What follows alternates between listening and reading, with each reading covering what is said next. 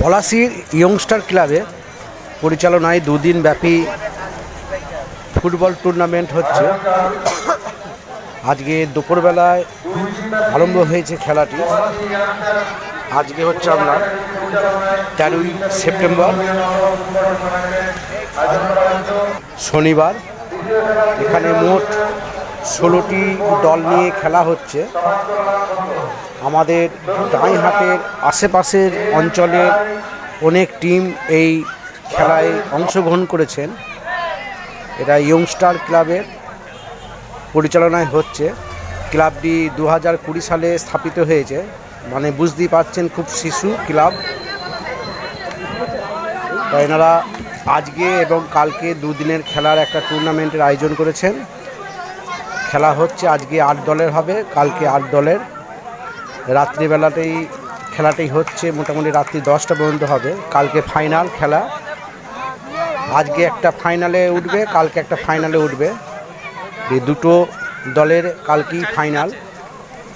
আপনারা দেখছেন এটা পলাশী, পূর্ব বর্ধমান, দাঁইহাটের সংলগ্ন এলাকা।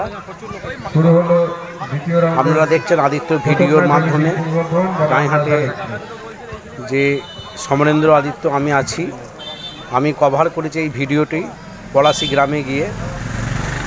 Palashi football tournament.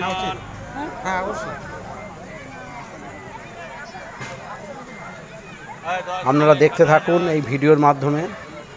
আর যদি কারোর ইচ্ছা হয় একান্তই, তা কালকে আপনারা যেতে পারেন টুর্নামেন্ট দেখতে। দেখতে থাকুন ভিডিওটি।